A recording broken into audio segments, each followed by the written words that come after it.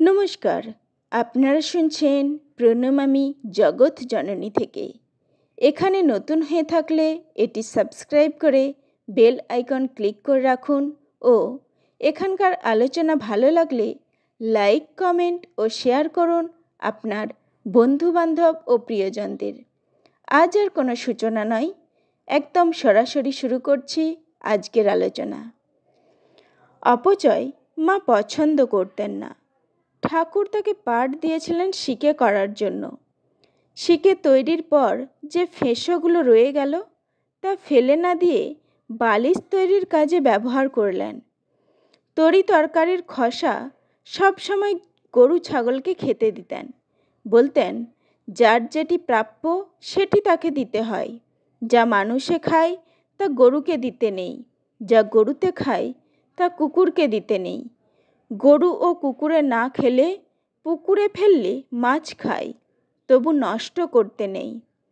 এক ভক্ত চুপড়ি করে ফল পাঠিয়েছে। অন্যেরা ফলগুলি নিয়ে চুপড়িটা ফেলে দিতে বলল। শ্রীমা কিন্তু চুপড়িটা ধুয়ে যত্ন করে রেখে দিলেন, পরে সেটা কোনো কাজে যদি লাগে। একবার ঠাকুরের ভোগের দুধে একটা ছোট মাছ ধরা পড়ল। সেবক সেই দুধ ফেলে দিতে চাইলেন। শ্রীমা বললেন, ফেলবে কেন? ঠাকুরের ভোগে না দিলেও বাড়ির ছেলেপিলে আছে, তারা তো খেতে পাবে। গোলাপ মাকে শ্রীমা বলেছিলেন, অপ্রিয় বচন সত্য কদাপি না কও। আবার অন্যত্র বলেছেন, পৃথিবীর মতো সহ্য গুণ চাই। পৃথিবীর ওপর কত রকমের অত্যাচার হচ্ছে, অবাধে সব সইছে। মানুষেরও সেই রকম চাই।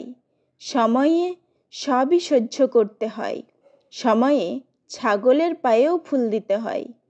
শ্রীমা বলতেন, সংসারে কেমন করে থাকতে হয় জানো? যখন যেমন তখন তেমন, যাকে যেমন তাকে তেমন, যেখানে যেমন সেখানে তেমন। আবার বলেছেন, লোক কেবল দোষটি দেখে, গুণটি দেখা চায়। ভাঙতে সব্বাই পারে, গড়তে পারে কজনে। নিন্দা ঠাট্টা করতে পারে সব্বাই, কিন্তু তাকে ভালো করতে পারে কজনে।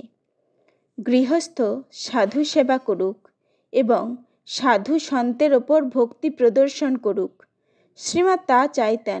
সন্ন্যাসী শিষ্যের বসার আসন শ্রদ্ধাভরে মাথায় ঠেকিয়ে বলেছেন, কত ভাগ্যে গৃহস্থের দরজায় সাধুর পায়ের ধুলো পড়ে। সাধুর আসন তো মাথায় রাখতে হয়। আমরা গৃহী, আমাদের এই তো ধর্ম।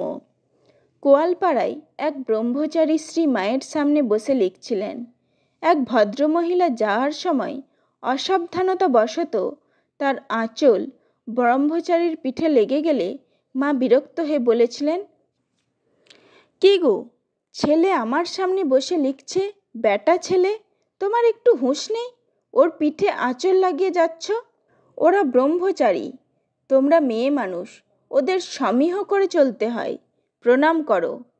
শ্রীমা সাধুদের সম্বন্ধে বলেছেন, তাদের কোনো কথায় বা মনের ভাবে গৃহস্থের অমঙ্গল হতে পারে, তা তুমি জানো না? তাদের দেখলে ভক্তি করতে হয়, কোনো জবাব করে অবজ্ঞা দেখানো উচিত নয়। নমস্কার, আজ এই পর্যন্তই। সকলকে আবারও ধন্যবাদ।